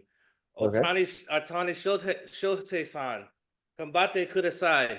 Arigato. That means do your best. Thank you. Nice. I like it. Yeah, he's just been such a huge part of baseball over the last couple of years, and it's just exciting to see him make it to the big game. And so I'm gonna actually pull for the Dodgers in this series. I know that's the display of my son, whose best friend at school is a big Yankees fan, and his grandpa is a big Yankees fan, my dad. But I can't, as a lifelong grew up an Orioles fan, I can't Exactly. do No, it. no, never. And I'm never rooting for the Yankees, especially after that Mayor kid crap when the Orioles were in the ALDS. Never. That's never gonna happen. that was a crazy touchdown right there. He's still going. What the hell? Yeah. So Oh, it was a fumble. It gets picked up Let me make sure he's not down. Oh, is he down by contact there? I don't know. Let's see. I'll Oh let no, you, I'll I let you don't know in know. just a second. I don't know if he 'Cause I'm touched watching. it or not before. Oh, Oh, that's gonna be close. That's gonna down be by contact. I'm gonna call it. I think so. I oh, think that's so. gonna be close. That's gonna be It's very close. close. I don't know. I don't know if New York's gonna over. Yeah, Oh, he's down. He's down. Yeah, he's they're down. already calling it. They're using that review system thing. Oh, the review, the replay assistant. I think so. Yeah, Because replay assistant. Yep, he's down by contact. Yeah, yeah, which but is it's a turnover. It's a turnover. yeah, it is a turnover, but that's okay. I'd rather the turnover than the like immediate score. Like at least make them like have to get 30 yards, right? Yeah. So um I do want to say though, sticking with football, as much as I talked a lot of trash about Deshaun Watson, Massage Watson, you never want to see a player go down the way that he did. And the fact that the fans, and there are a lot of fans that cheered for him to get injured, I hope you all step on rusty nails and have your feet amputated because you're all pieces of shit. I agree with that. So that's what Because that's just absolutely wrong on all levels to celebrate a man watch getting this. Can injured. you the next play, tell me if this is should be an illegal hit because it's so late. And I hate it because it's on Hamilton, the Raven, but he is so defenseless and he just bam, and it's a clean hit. It's not he's hitting with his shoulder, but like I am shocked that a flag didn't come out, and so is Tampa Bay. Um, Yeah, that I mean, that is kind of the definition of a defenseless receiver. I mean, man's got his arm in the air and he's in the air. It's not like he could brace for the hit. So I am surprised they didn't throw an unnecessary roughness penalty flag on that one. That's a shock to me. right? Like I just, especially with the score the way it is, like if it was the other way, maybe not because you're up big, but like. I don't know. You're down and you're letting them take those kind of wallops at home. That's something. So, yeah. Anyway, I just thought that was interesting. Also sticking with football as well, San Francisco is a cursed team right now. Yeah, I mean, we talked about this last week.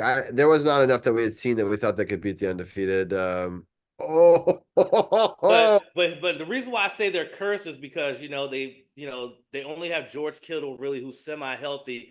They just lost Brendan Ayuk for this year. He tore his ACL and MCL yesterday, and who else? And then their other receiver, which one was it? I forget who it was. Debo Samuel got hospitalized with pneumonia after playing 3 plays sick on Sunday. That team is cursed. that is That crazy. team is so cursed. And Cade Otton got lucky on that one. Yeah. Did you see it? It just got decked. I can't believe he was able to get back on that ball and be conscious. Oof. This is there's some vicious collisions going on here in this game. Um, but both teams are still playing real hard, even with the score the way it is. Which you gotta love to see. So anyway, I'm gonna be pulling for the Dodgers. Hopefully I won't make my son cry too much. I was rooting for Cleveland this week, and I was rooting for them to get a home run to tie it and a home run to win it. And sure enough, they did both, and I was so excited, and he started to cry. And so, they just ran it in for a touchdown, and then it's going to make it 34. I think they're going to have to start going for two here just because of time. Yeah, so that is that the NBA, we'll just talk real quickly here. The Wizards were able to win their last game against the Knicks. And I was kind of impressed by the play of Davis. Johnny Davis actually played a really good game, 14 points. 4 for 4 from free throws, 5 assists and 2 rebounds and 3 steals, only 1 turnover. I think that was one of the best games I've seen him play for the Wizards. Trying to make a case to stay on the team because they're trying to figure out who they're going to cut. But yeah, I know that it's not that big of a game, but I'm still impressed that they were able to come away with a win there in that last preseason game. Yeah, I mean that's really a good way to try to build up some momentum. And then they made some news on Monday, extending Corey Kispert for another 4 years at $54 million. So they at least have a good piece in terms of a good sharpshooting wingman in order to help out on the offensive side of the ball. But if the Wizards are going to be able to compete and not have another stinker of a season, defense is going to have to be the name of the game for this team. And uh, that's going to be the thing. So hopefully, when the season does start, I will make a concerted effort to watch the first few games just to see how they play. And if I see that they're playing pretty well, I would say we might need to resurrect the Wizards roundtable. But if they play like trash the first couple weeks, I'm gonna be like, let's leave it buried where it is and just keep it moving. Sounds good. Well, next week, speaking of that, they are playing, well, this week, that is, Thursday, October 24th will be our first game in the regular season. We get to play Boston. I'm sure that will go very well for us. And Boston being one of the best teams in the NBA, if people couldn't tell by my excitement level there. And then on Saturday, October 26th, they're playing Cleveland. So both those games are going to be in Washington. Both of those are 7 o'clock games. And then on Monday next week, they'll play at Atlanta at 7:30. And so we'll do a post game live in hour 2 as part of our Halloween special, which is a good segue that we can talk about next week. We'll start off with our Caps talk, and then we will talk about the Bears game, and then we will have a mini roundtable about the Wizards, at least recap how their first week goes, and then we'll go from there, and we'll do a post game live on the game that just what I finished, and then next they'll play at home and home against Atlanta. And then they'll play Saturday, November 2nd versus Miami, and then Monday, November 4th, it'll be a home game against Golden State at 7:15. And one of the cool things this season is they play almost every Monday. And so we will be able to kind of do post games every week, just at least to recap how they did in that game and how they did during the week. And the better that they do, the more in depth our post game coverage will be. I'll put it that way. So, but yeah, I'm excited to get to talk a little bit of NBA again with the guys. We'll have Arun. I know he's flying back right now from a trip, and Tim is with family, but we'll get them back on the show in the upcoming weeks as well to talk a little bit of that with us. Before we go, I'm going to do a quick. I realize that I've been having the DC United logo up the whole time, but that's fine. It's our swan song to DC United. I will. We're gonna just pull up a screen share real fast, and we're gonna go through the scores of the upcoming, or the picks for the upcoming week, and then we're gonna get out of here. No wrestling? Oh, wrestling. Yes, we're going to talk wrestling as well. I forgot because we had already mentioned wrestling, so in my mind I thought we had talked about them, but you're right. We should talk about the WWE. So while I get this set up, why don't you give everyone an update on what happened in Raw and SmackDown last week? Okay, so well, of course, Raw and SmackDown is they're building towards a crown jewel, and they're hyping up this crown jewel championship that they're having, where the top champions on both the men's side and the women's side are facing each other, and their stories are kind of working their way with each other. But I think the main thing that came out of this week was what happened on SmackDown this past week. Roman Reigns said he was going to acknowledge Solo Sikoa as the tribal chief, but he didn't, and it led to Roman Reigns and Jimmy Uso once again getting beat down. Earlier on in the show at the start, Jey Uso, who's on Raw as the Intercontinental Champion, actually came out to address his younger brother and wondered why he brought in non-family members to be a part of the bloodline. And it was a whole thing. They also had the debut of one of the most legendary and one of the best tag teams in all of professional wrestling. No fucking way, Derrick Henry, you crazy? Oh my God, I thought he was gone. Sorry. Yeah. He went out of bounds. But the Motor City Machine Guns, if you don't know who the Motor City Machine Guns, all you gotta do is just do a YouTube search, and I'm telling you, you have videos upon videos upon videos of their 20 plus year of their nearly 2 decades of absolute brilliance as a tag team, and now they're in WWE, and they are going to get a shot to become number one contenders for the WWE Tag Team Championships this coming Friday on SmackDown against DIY, which is Johnny Gargano and Tommaso Ciampa, who won in a triple threat match as well that happened on SmackDown. That's a dream matchup for anybody who's a wrestling fan, and especially for me, who's a tag team wrestling fan. This is a dream match for me. DIY versus the Motor City Machine Guns. I am going to be watching that matchup with intent. Like if I'm playing Xbox and that match starts, I'm literally turning my Xbox off. And I'm going to be watching that matchup because that's a matchup that I never ever in my lifetime thought I would see. And I'm going to get to see it, and not just get to see it, but get to see it on free TV. I'm so excited for that. But WWE is really cooking right now. They're doing pretty well. New Japan's also cooking as well. They just had their King of Pro Wrestling event last Monday, which I think I talked about on the podcast last week, in which Zack Sabre Jr. became the new IWGP World Heavyweight Champion. He had a successful title defense on Sunday in his home country of the UK for Royal Quest 4, defeating Sonata in a really good main event. And Royal Quest is a really good event. It's actually available for free in Japanese on New Japan's streaming service, New Japan World. If anybody wants to go and check that out and they have a subscription, they can go check that out.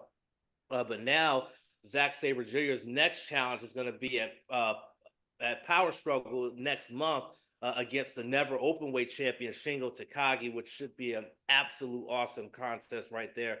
But New Japan's cooking on all cylinders. They got Power Struggle coming up. They also, starting this Thursday, are going to have Super Junior Tag League beginning, which is their tag team round robin tournament for all junior heavyweight tag teams. It is 12 teams involved, 2 blocks of 6 teams.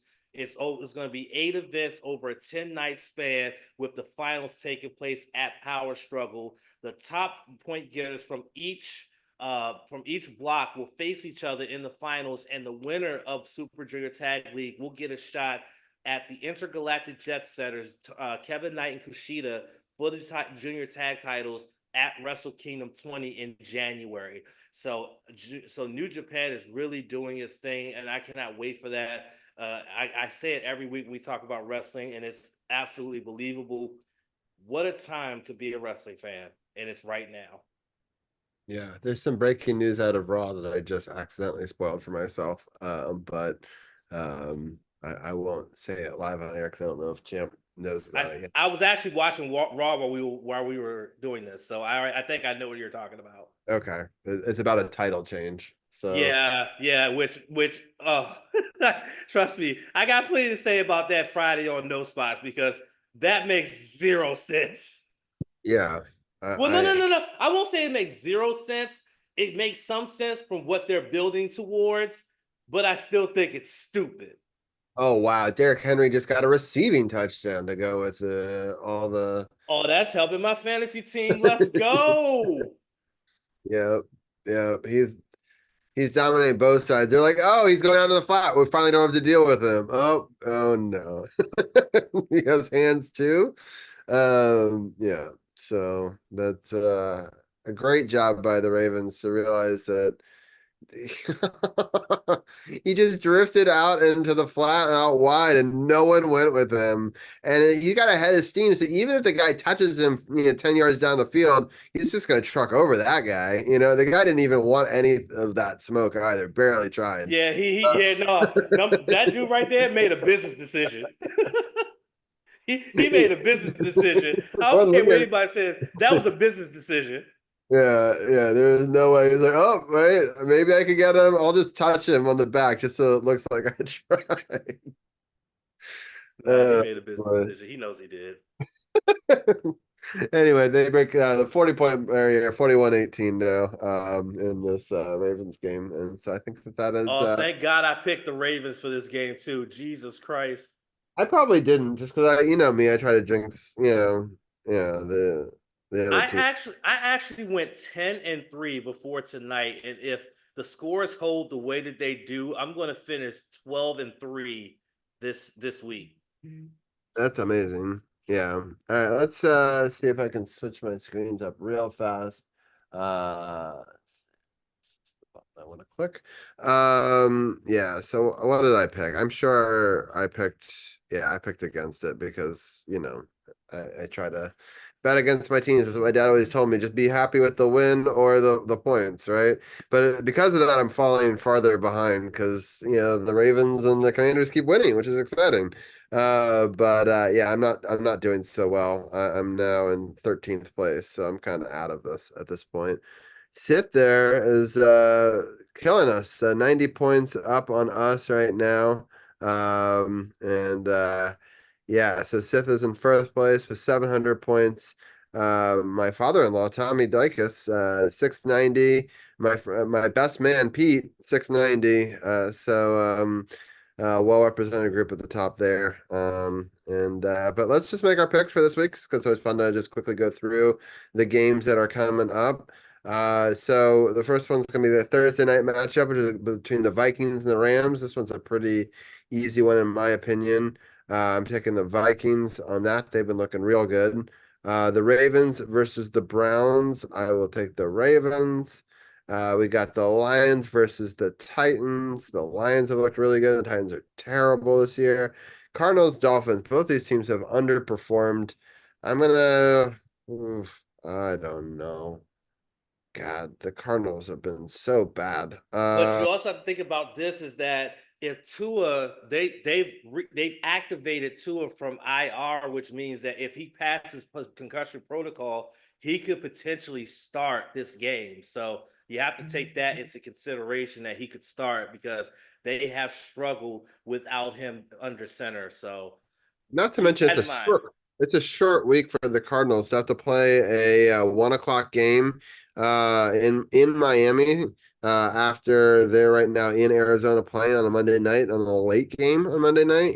So that's just not a lot of recovery time right there. So I think the Dolphins will take advantage of that personally. The Jets have looked better than the Patriots this season. The Patriots have looked pretty terrible. The Falcons and Tampa Bay. This is a great game. I do think they'll both come in probably 4-3. I think I'm gonna take the Buccaneers. I just don't see them losing two home games in a row. What are your I, thoughts, Jim? I'm actually going with Kirk Cochains in Atlanta. I think they might do something with this one. So that's what I'm going with. But I don't want to sway your decision, but I'm going with Kirk Cochains in them. Nice. Taking the Packers or the Jaguars. I know they've got to be jet lag as AF. Like now they've been over on seas for multiple weeks. I know that's helpful for them, right? In the sense that they are already acclimated, then they get the second game overseas. But I feel like that almost hurts them more when they come back to the US. Now they did give them a home game to have on the flip side of that. But still, I think the Packers have actually been playing some better ball away from Lambeau Field this season. We'll take advantage of a tired Jaguars team. And then we got the Colts and the Texans. The Texans will look great this year. I'm going to pick them. The Eagles, Cincinnati. I'll definitely take the Eagles in that. The Saints and the Chargers. Yeah, man, the Saints at the start of the season, we thought we were going to be like world beaters. And now they don't look very good. The Chargers aren't that great either, though. I know they're 3-2. But I feel like the Saints are a better team than them, whether or not they'll show up or not. What are your thoughts on this one? I think that the Chargers, they can utilize J.K. Dobbins in that run offense. I think that they could do some things. I'm currently saying Chargers, but I think I might switch it to New Orleans because I think that Alvin Kamara hasn't had a couple hasn't had some good games recently. I think he's due to have a breakout game after this one. I think it's going to come at the expense of the Chargers, so I'm going with the Saints. Yeah, I kind of feel the Saints might win this one too.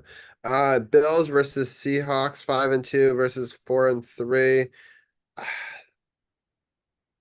This is a pick 'em. Yeah, both teams have been very good at times, but also very bad at times, surprisingly, right? Seattle's a tough team to bet against in Seattle. Exactly. Their home field does have a huge advantage, but Buffalo does travel well, and so does their Mafia, right? So I'm going with the Bills, but I could see this being a pick'em game. What are your thoughts? Yeah, I think this is a pick 'em as well. I'm gonna go with Buffalo, but I'm very hesitant about picking Buffalo because Geno Smith can turn around with that receiving core and they could just absolutely go off. This could be a shootout if if anything goes that way. But I'm gonna say if it is a shootout, it favors Buffalo, especially now that they have Amari Cooper in that receiving core. I think that this is going to be a shootout, and I think if it's a shootout, Buffalo takes it. God, what do I do? Do I keep my streak of picking against us, or do I finally pick for us? I don't know. Nah, nah. Pick us for once and see what happens. All right, we'll pick it for once and see what happens. But we'll come back to this next week if this is an L. So If look, if you pick us and we lose, then I will give you 5 subs if that happens. I'm all right, putting that out there now. all If you right, pick us and we lose, I'm gifting you 5 subs all as an right. apology for not going with your tradition. So Right. All right. just know. All right, there you go. I'll take the chance. Well, because I do think we should win this game, but you know how it goes. Superstition is a thing.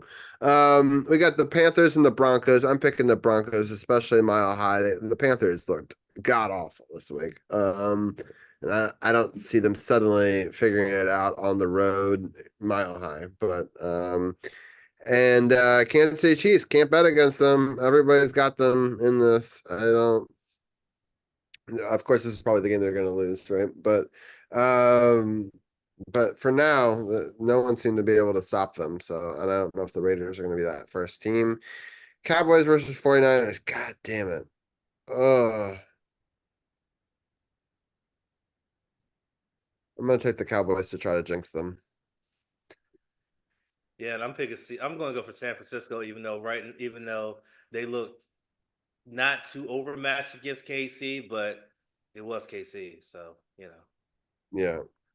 All right. Next Monday. Oof. That's a shitty game to have to watch next Monday. Um, I mean, everyone's got to pick the Steelers because they're just so much better than the Giants. But God damn it, I really don't want either of these teams to win. Hopefully, there's a tie. We'll root for that. right. Or actually, I mean, I'd kind of at this point root for the Giants because I feel like they're not going to really make a run at it, and it would help the Ravens a lot.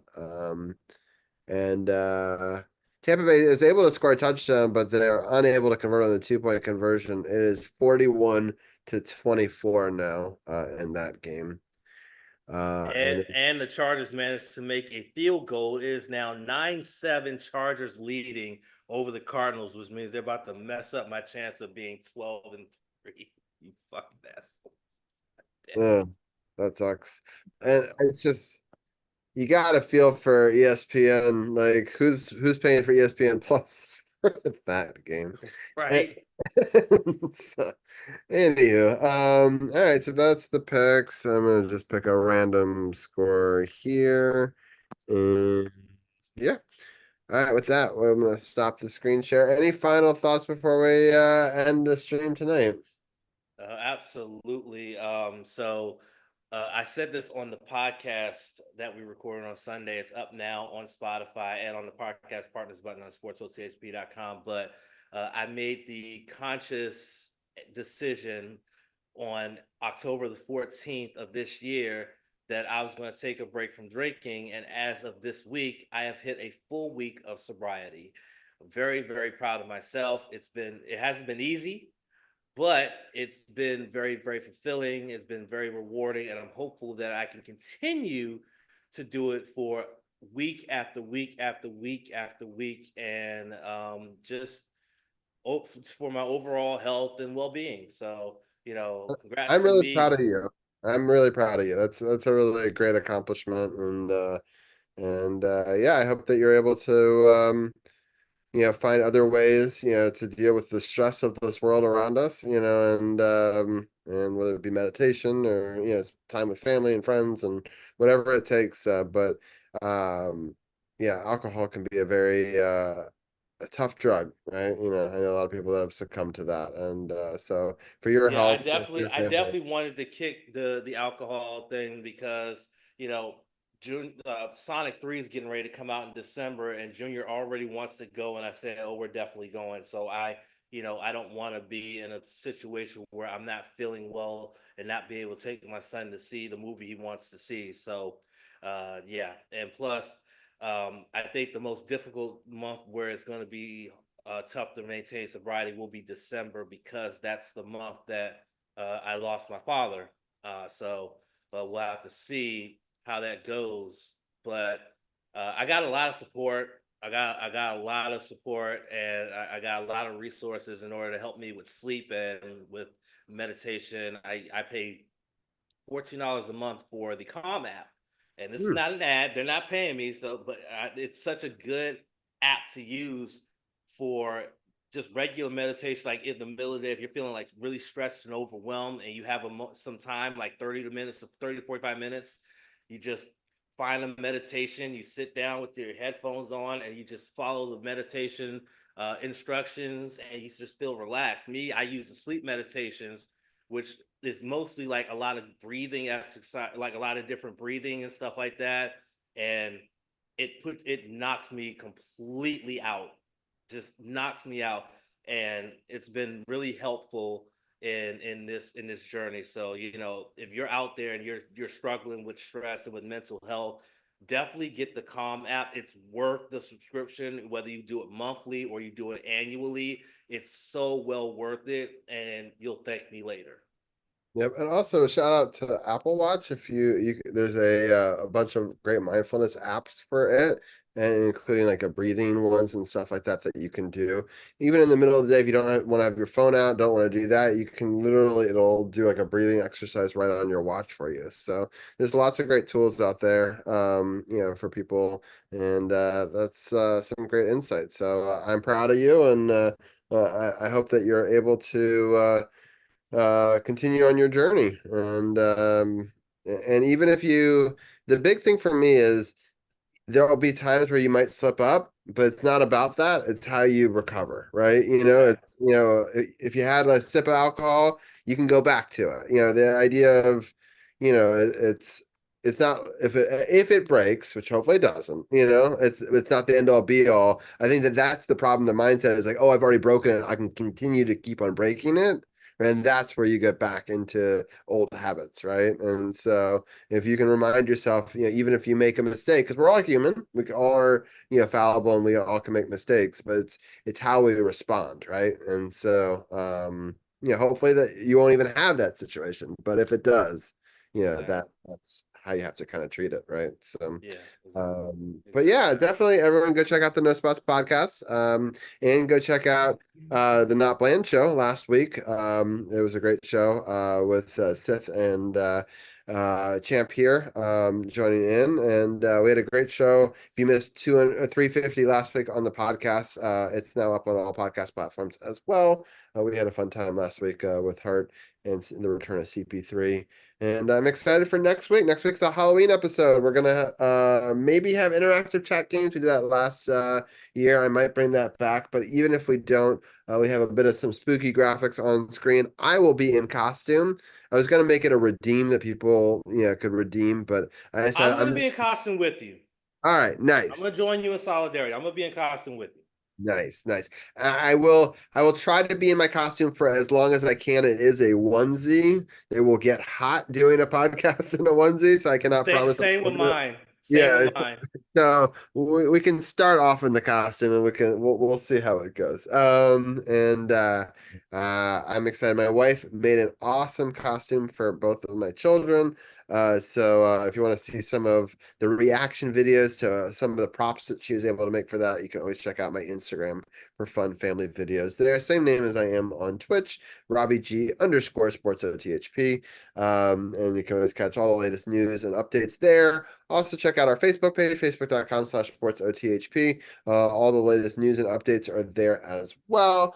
By the way, Robbie, I know we're wrapping up, but there was breaking news that came in about a little more than 15 minutes ago that Jamison Williams, the wide receiver for the Lions, has been suspended for 2 games for a PED violation. So the Lions are not going to have their wide receiver for 2 games because of a PED violation. Interesting. And Tampa Bay just scored again. Garbage They're time touchdown. right now they're trying to make an extra point to make it a 10-point game here with 2 minutes left in that one. And so we'll see if that ultimately makes much of a difference. So it's not quite over yet. They still have all 3 of their timeouts. And we'll see what they decide to do.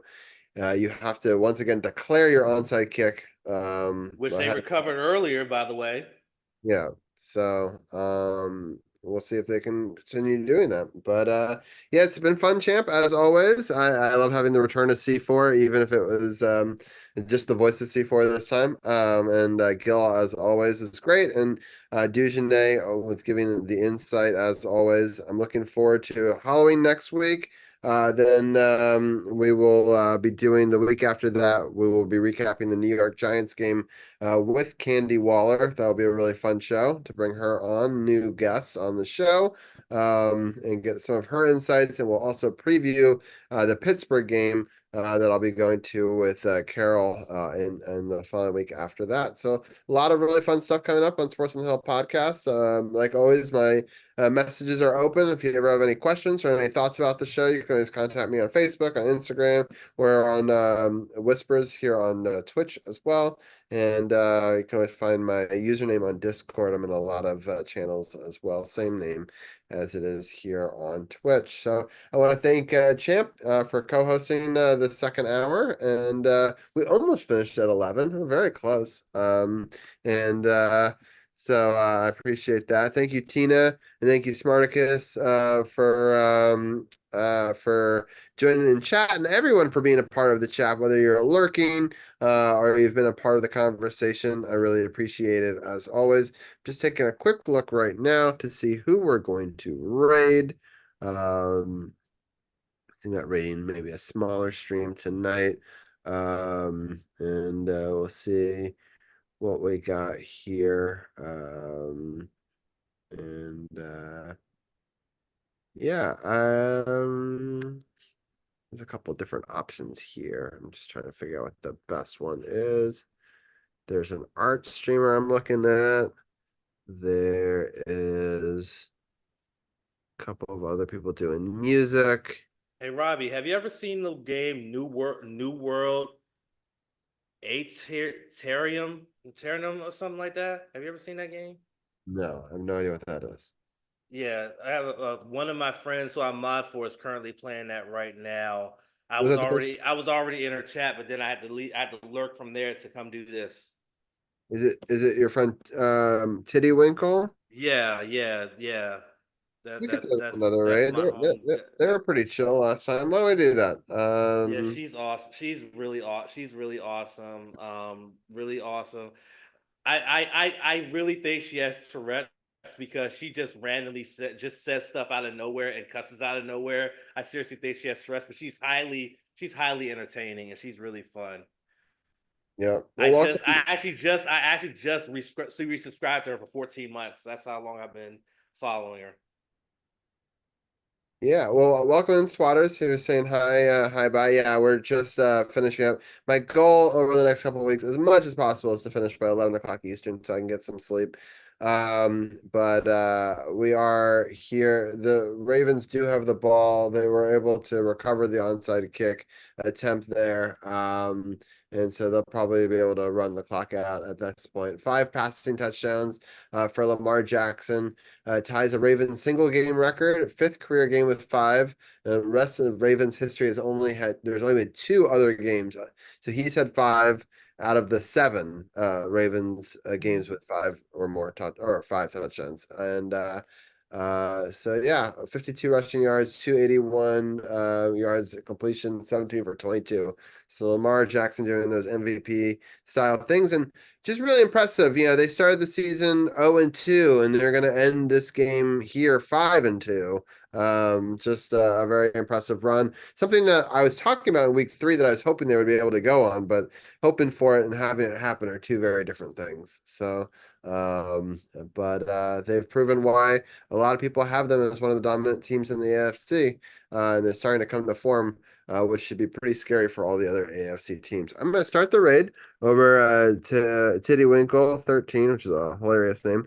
And we're going to have the sub raid and the raid command. So grab one of those if you will. And thank you everyone for tuning in on Facebook, on Kick, on our YouTube live as well. We really appreciate everyone for tuning in. We'll be back next week with episode 352, our Halloween week special. And I look forward to seeing everyone there. Thank you all. I hope you have a great week. Hopefully, the Commanders get another big win this week. Hopefully, the Caps have another 3-0 week. That would be phenomenal. And hope that you guys all have a great week as well. And yeah. And yeah, thank you again, Spartacus and Swatters, and everyone for joining us in chat. And yeah, we will we're gonna raid now, I think. I think that it's says it's gonna ready to raid. There we go. All right, we're gonna head over now. Hope that you guys all have a good night, and we'll talk to you soon. Sayonara.